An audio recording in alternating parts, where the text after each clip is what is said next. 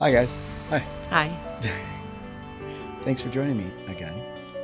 Um, so I wanted to talk about something that happened Aaron and I went to church last Sunday, and it was actually pretty interesting and intense experience that was involving the sermon and outside of the sermon, right? Would you say? Right? Yeah. So, Tim, we had an old couple friend. What would you call it? Couple friend? Yeah. That we were starting to hang out with and like made a nice connection with. And then I also Recently? This was actually a couple years ago. Okay. Now. And we also started a business relationship too. And that part of it went south. And it was unfortunate, and we kind of parted ways with them after that, and it didn't have entirely to do with the business relationship. There were other just things that we were like, all right, well, maybe they don't like hanging out with us. I don't know. How would you put it politely? We just had different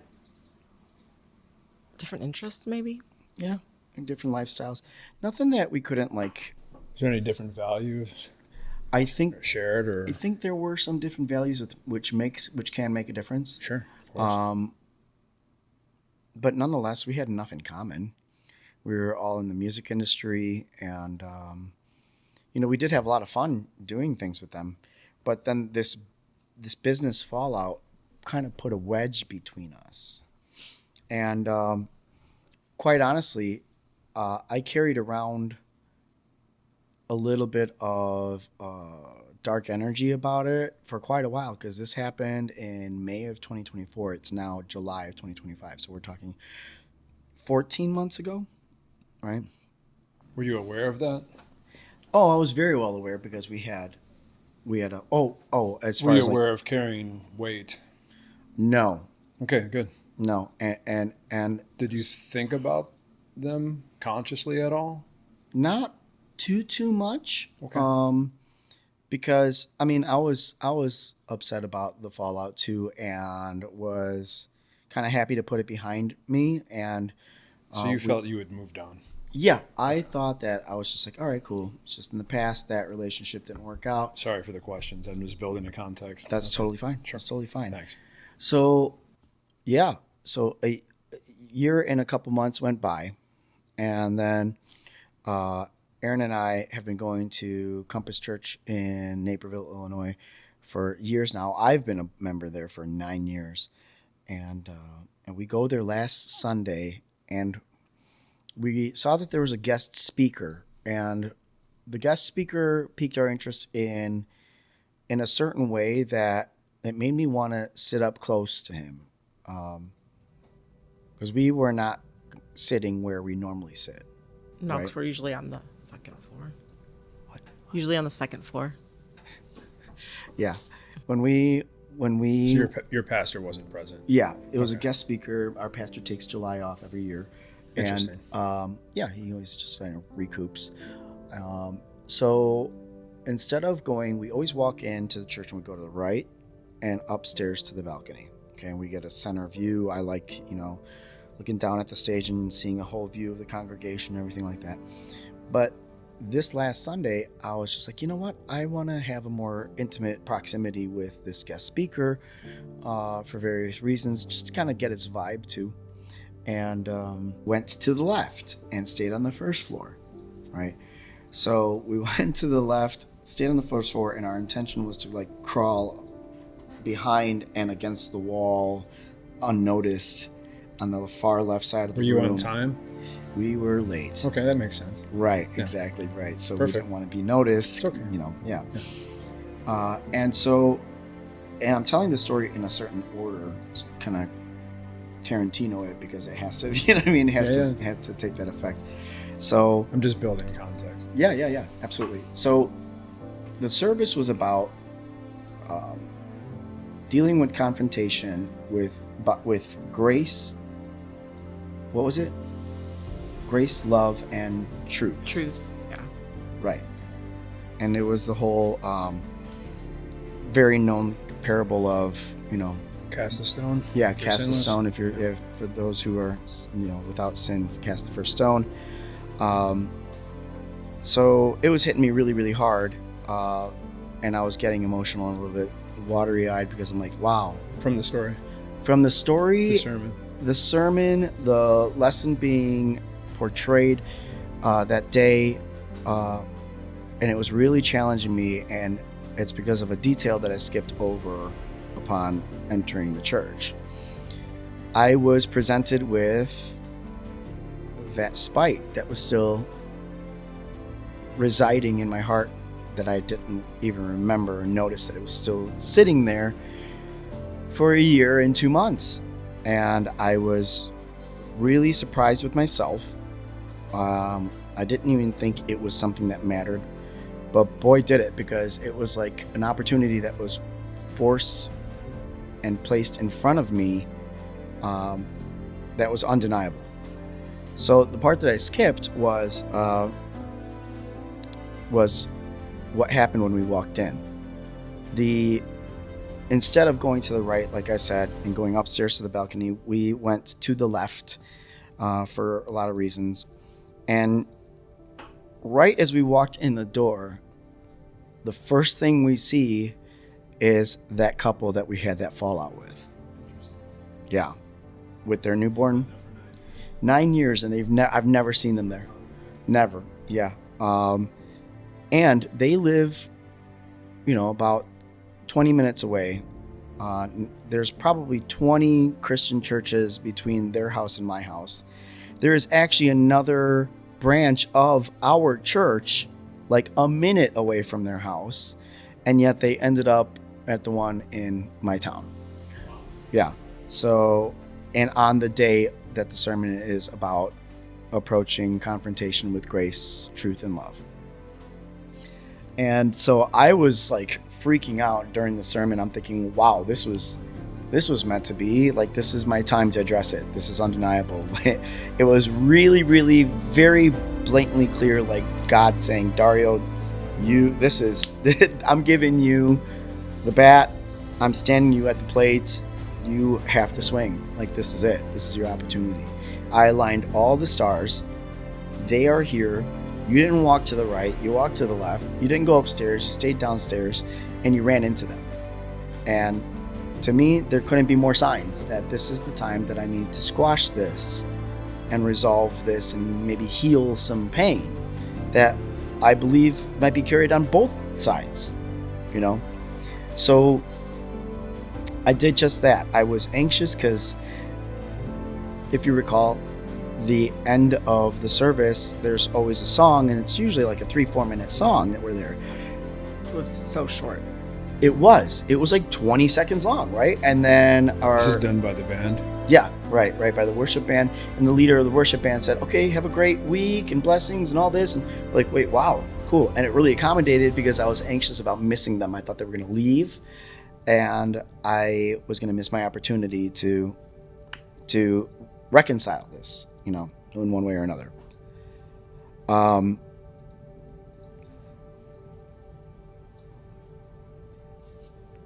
So anyway, great. Prayers answered. I get this opportunity. I'm going to make the most of this because this was an opportunity placed to me very blatantly by God. So I'm going up the aisle, and it looks like they're kind of like trailing behind. They kind of gave the vibe that they were like waiting for us. Yeah, Right. 'cause, they weren't going fast. They were kind of dragging to get out. Right. But also When we walked out, they were also standing there. Correct. Right. They were just standing there. They put the car seat on a table in the lobby, and it was great. Okay. So then they gave Erin a couple hugs, like congratulating her on our engagement, and it seemed okay.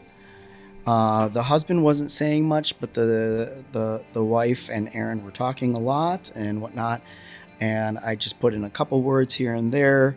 No words from the husband, really. I was getting a not settled vibe, so I'm like, that's fine. I'm here to put my piece out and like extend my olive branch. And so I took the opportunity, and as he's putting his child in the car seat, I'm congratulating on having him having such a beautiful kid. And Is this a child or a baby? there's a 4-month-old baby. Okay, brand so new. it's brand new. Right. And it was a beautiful little girl. So sweet. Yeah, very sweet. Has mom's big blue eyes, like just great. And dad's head of hair, and it was great. So I was truly and genuinely very happy for them. I feel like that's a life-changing thing for them. And I was actually It's their first? It's their first, Okay. right. And I was actually even of the mindset that maybe this lifestyle change would align them with us more. And I entertained the idea of like, well, maybe we will start hanging out with them if this goes well. But it did not. Yeah, because when I was like, hey, I don't even know your child's name. So he tells me as he puts the child down, but as soon as he says her name, he does the whole body language of hands on the hips and shoulders square to me. Defensive posture. Defensive posture. Yeah. And I'm just like, okay. So no Do sooner you did remember if you stayed straight with him or if you angled off? I mirrored him. Okay. I mirrored him because my intention was to put my hand on his shoulder gently and be like, hey, bro, I want to apologize for Risky, holding on. but you're in a safe space in Yeah. church. Yeah, right. Still, Right. it's best not to touch people in defensive postures. Um, Unless you feel like it's going to change their posture. well, I thought a soft touch. I could be wrong. I thought a soft Something to think touch about. might, Yeah. yeah, Food for thought. would work. But no later than he finished pronouncing his child's name, he rolled right into, "We're not cool, bro, and we're never gonna be." Oh, so an absolute statement. Yeah. Okay. And I was like, wow, okay, well, I just wanted to at least take this opportunity while we've been placed in the same room here at this church. I want to say sorry for my part. And I didn't get to extrapolate because he cut me off right then with a very passive aggressive smile, like saying, hey man, no apologies necessary. That's You don't have spite. you don't have to be sorry. You don't have to be sorry for anything. We're just never going to be cool. I will never forget. He's in a lot of trouble. He's holding on to a lot of resentment and spite over time. And that came out at a very odd time in front of his child and in the church. Yeah. So that means it's pretty deep. So something, whatever happened, hit on multiple levels. Well, when I was talking to his wife, she noticed and she kept calling out to him, and I thought everything was fine because I saw the smile on his face. I'm like, oh, maybe it's okay. And I'm like telling her, I'm like, oh, well, everything was in church today. And she said that she had a moment too where she felt, connected to it. But she did say that he also. So you saw the had- smile, and she But it also was- saw the smile, but she knew him well, 'cause that it's a different smile. She said that he had a really rough morning already, that he had a lot on his mind, and that he was still really salty from the last interaction. 14 months ago. Yeah. Yeah, and here's the thing, Tim. The details of exactly what happened are inconsequential. All I will say about it is it was a moment of not seeing eye to eye. There's no violent actions, no violent words, no violence. You mean at the initial causation of the both business and friendship? Correct. split? Okay. Correct. Sure. There was no violence I know something about that. whatsoever. This was purely a business transaction handled professionally. He disagrees, but and that's okay that he disagrees. His perspective is different. Okay. The only time it got violent was when he called me afterwards to cuss me out. Like, Oh, yeah, on the phone? yeah. No video? No Okay. video. But yeah, there was no overtly offensive thing that would warrant such a heated grudge. Nobody was hurt. Nobody was ripped off, paid less. Nobody was lied to, deceived, nothing grave to a degree that 14 months later, you are still steaming hot about it. It seems to me as if there wasn't a specific thing that was inappropriate until the point where you would hold on to resentment for that amount of time with spite, passive aggression, that's pretty deep. It most likely that started building prior to the split. Well, honestly, I'll be honest with you. I actually am convinced that it has next to nothing to actually do with me and our confrontation, our impasse. Somebody who can hold on to spite that deeply rooted, I think, has a much longer standing issue. It's internal for sure. Well, you probably represent something in himself that triggers that deeper issue. It's most likely from childhood. Yeah, maybe you're right. Maybe there is a trigger. Like you mentioned earlier that you mirrored him. Yeah. You could have been mirroring him throughout the entirety of your relationship that you had, whether it be friendship or business. And every time that he would see something within you that was within him, it was building small pieces of resentment. Not that he was conscious of, subconsciously. So you represent something within him that he wished he might have, or something from somewhere else. His father, potentially. These are speculative things. But you were definitely mirroring something within him that he had a deeper issue with. And from that point, every interaction that you have, you're chipping onto a thing. Think of sum of parts. So then over time, then you split, you have a fracture. Now that thing rises to the surface and you represent that thing. So now he came face to face with it in a place that was supposed to be safe for him. You showed safety, but it was irrelevant at that point. That's my perspective from what you're telling me. That's what I'm actually contemplating. It's the only thing that I'm contemplating. Like, you hijacked them, like all that iceberg came right up to there. That's the reason why someone can be that spiteful, show defensive posture, passive aggression, spite. Like and he hadn't had to come in contact with that for a long time. And then you came right into it, and it all came to the surface, and you saw it. Whatever it is, I can't know unless he would say something to that effect. But he's completely taken off guard. So it's kind of the same system as if a tiger jumps out from behind the bushes. You know what I mean? You represent that. So then his defensive postures and.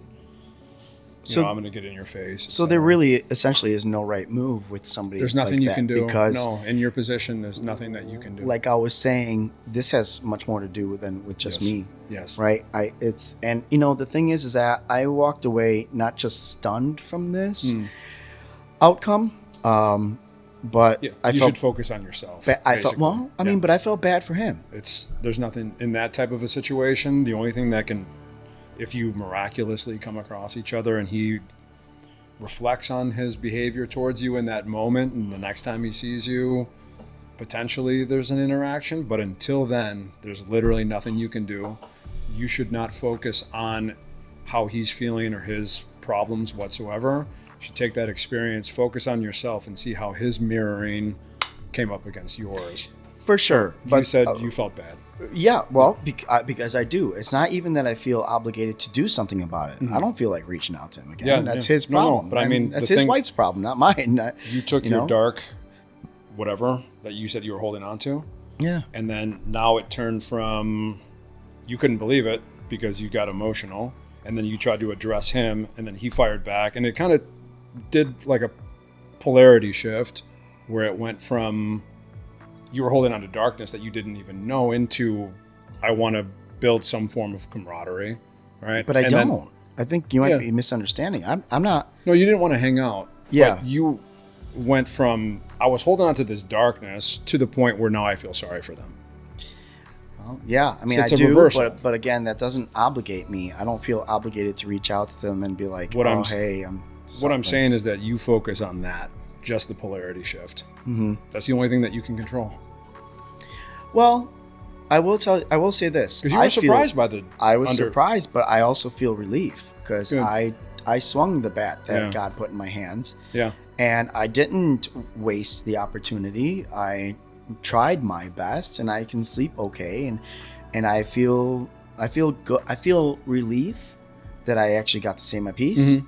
you know, and my intentions. But yeah, I just, you know, I am remaining with a sense of sorry for him. That it's like, wow, dude, it's really stinging you that bad for that long, and you continue to hold on to it. You're choosing to hold on to it when, you know. And here's the thing, I don't buy, and I don't think any one of us would buy the passive aggressive. Yeah, dude, I'm fine. I'm fine. You're obviously not, right? Like, No, yeah, that's a lot. He's not fine. yeah, nobody would buy that passive aggressive, like more aggressive smile, like an aggressive smile. Yeah. And he's like, oh, fine, there's nothing to apologize about. I'm like, It's just- obviously It's like there a is. a You have to girlfriend do- in a relationship. Yeah, That's it's how very- we are. It's quite honestly, it's super weak energy on his part to be that defensive because there's no threat. So you're defending against something that's not a threat. That the only thing that's a threat to him is inside of his own mind, and he hasn't compartmentalized that. So I would say similarly, you shouldn't even focus on whatever his problem is. Like even for one more second, I think the thing that you should focus on the most at this point is the just shift in polarity, and then see why that came from, and just take all your energy and focus it internally. Why did I shift? And just work on that. I think there's no reason to even think about them. Well, at I mean, honestly, the only thing that I'm walking away with, I mean, yeah, I feel sorry for him, but I'm not going to do anything about it. Yeah. I'm also not going to waste my time thinking about it, but I am seeing that the lesson to learn here is accepting unexpected outcomes. It's like unanswered prayers. You think they're unanswered, but they're actually answered. Yeah. Right? You don't get what you want, but there's a reason Sure. that you're not getting what you want or what you expect. And this is... Do you feel like you had an expectation going up to them? I Probably at don't think at so. some level. Like At a it's minimum- really difficult to be completely neutral. Yeah, I had an expectation at a very minimal level. Yeah. My expectation and hope of just getting my words out were really all I expected to do. I didn't know which way it was going to go, to be honest. But the fact that they stayed back, it seemed like to welcome a conversation, Yeah. did shift my expectations. Like, okay, cool. They're cool to talk to us.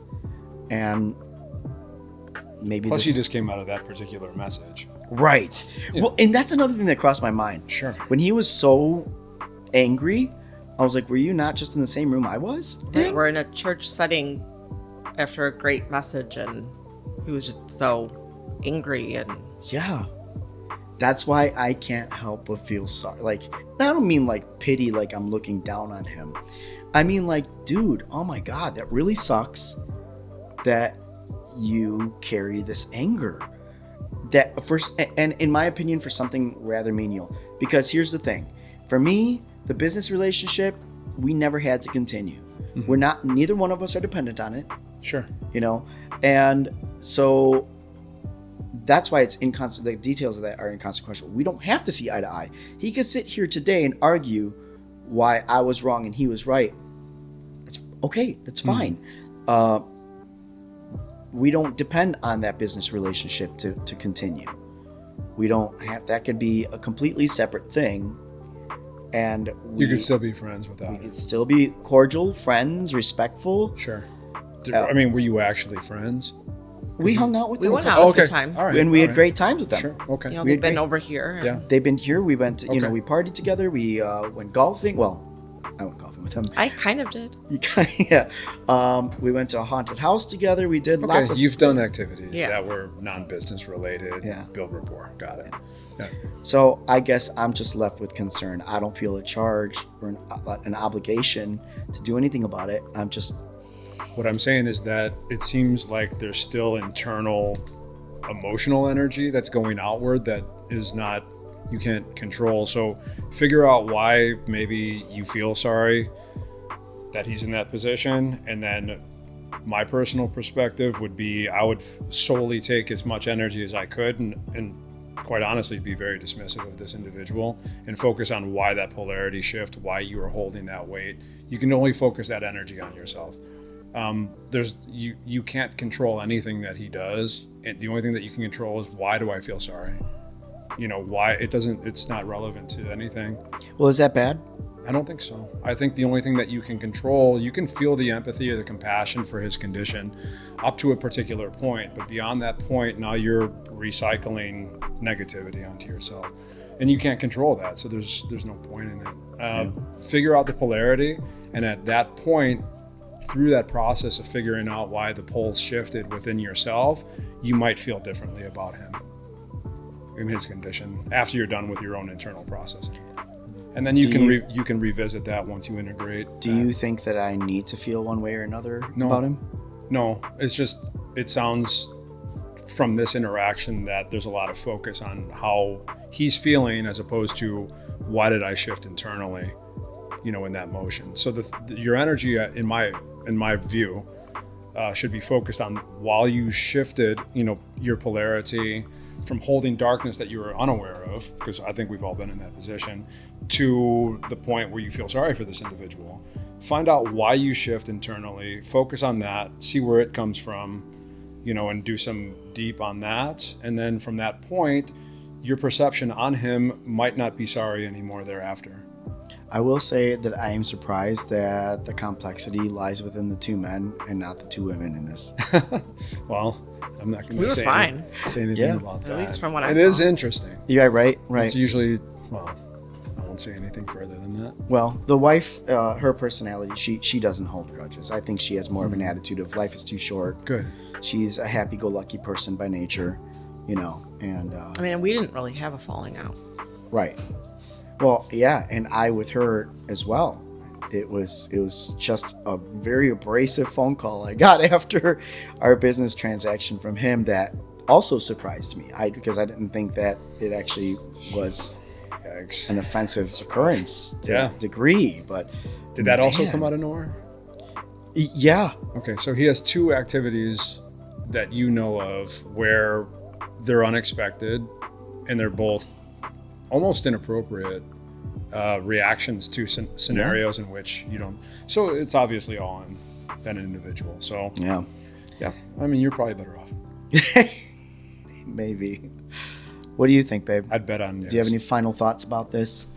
I don't know. I just feel like now you can just finally close that chapter.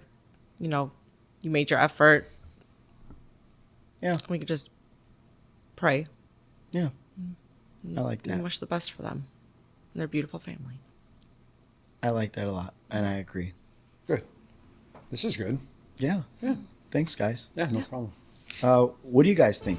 Leave some comments if you'd like, and I'm curious to see, if there are like-minded people out there that feel the way that we do, or the conclusions that we kind of came to.